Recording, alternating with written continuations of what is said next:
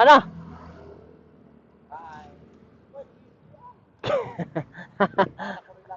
Na, ginadaan na ka. Ah, salamat sa.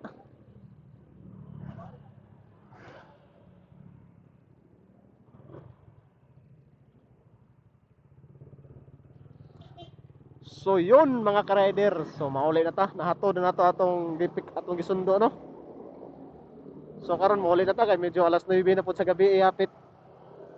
Labi na pud ikatuog, katugo na ta. So karon atong gitry ning atong bag-ong intercom nga pinalit no.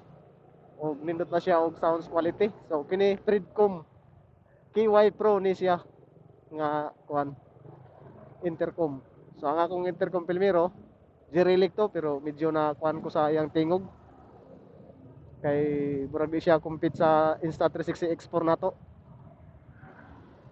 So mo din ang atong Insta360 X4. So wala man pa nako nadungog ang sounds ani. So dili pa ko makaingon kung good ba jud ang iyang sounds quality, voice quality. Pero pag tuon ako murag nindot ni ka naka-video na ko ganina. So murag akong pagdungog nindot man pud siya og tingog no. Pero klaro na nato kung ma-download na nato sa atong cellphone. So ang ato din gihatod no, ato tong barkada nga Tagaliti.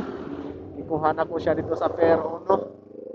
Kaya mularga dahil siya og Manila tapos adto dahil siya og gawas dahil o bakasyon siya sa gawas. So ang ato din gihatod, dito rin mig SMG Mall kay dito na po siya sa iyang friend nga taga-amo ra gihapon kay ila ra pud nako, Tagaliti ra gihapon pero lahi nga barangay. Ang ilang barangay, barangay Paugo, si Abel.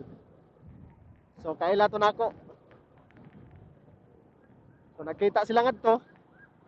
Sa istorya sila, lingaw po sila.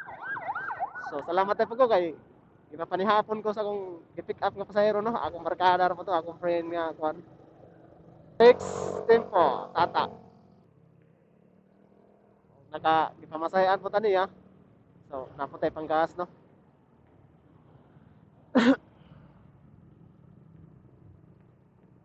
So medyo traffic pigod rin napita no kay gabi naman ta. Pero daghan pagyapon sa kanan. Alas 9 naman ta sa gabi. Pero ride safe ra gyapon ta no. Amping gyud ta.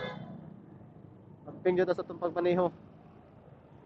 Kinahanglan nga magtan-aw gyud ta. So dire ko agi kay ari ko agi sa